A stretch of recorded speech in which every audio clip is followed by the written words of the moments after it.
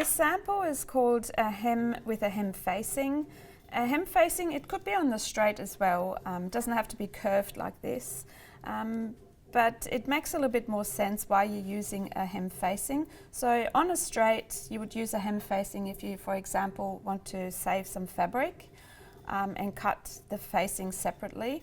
On this one, it's curved and I don't have enough to fold this up. I can't fold the curve up by 3 centimeters because you can see how that creates this bubble. So what we're going to do is we have 6 millimeters on our hem allowance, and I've created the same shape for my facing, and this is 6 centimeters wide.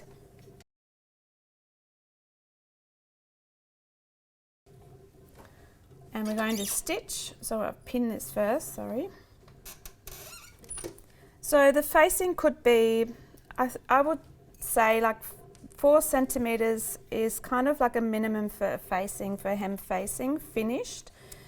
So meaning you have to add some seam allowance here and some on the bottom to attach.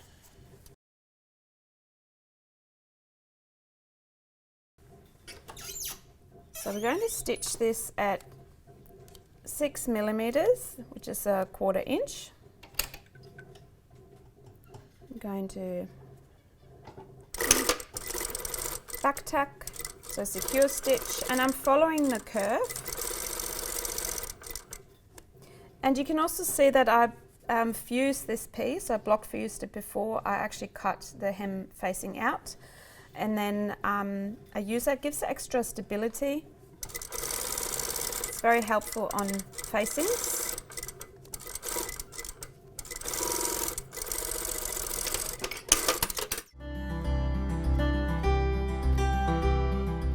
So I've attached my facing onto my hem, and now we're going to put an understitch.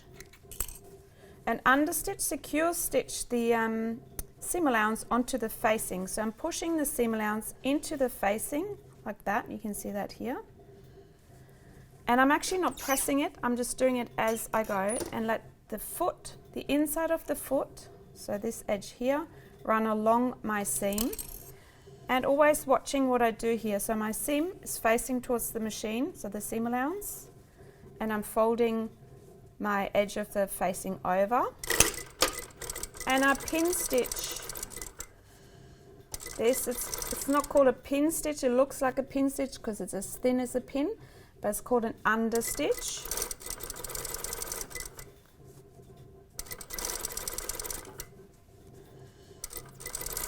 So I feel my seam. You can also lift this and look at it.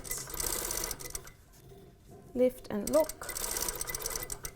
Go around, pull it out. Making sure that my seam allowance really is facing into the facing.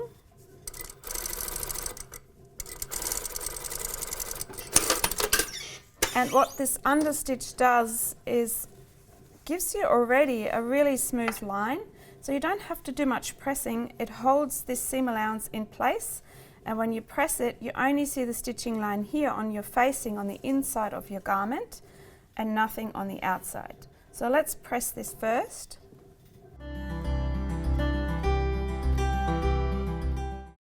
So we're going to press the hem along our seam, making sure that the understitch shows on this side, so where my facing is, on this side of my hem, on the right side of my garment. I can't see any of the stitching. So this is why this is called an understitch, because it's sitting underneath, so you can't see it on top. So this is a facing, and that's how we attach the facing. Now you have this edge here that could be bound, it could be overlocked, it could be stay stitched and then tucked under and then top stitched. You could blind stitch this once it's bound or overlocked or tucked under, or you can top stitch it. There's multiple options to go about. You definitely have to finish this seam though some way or the other.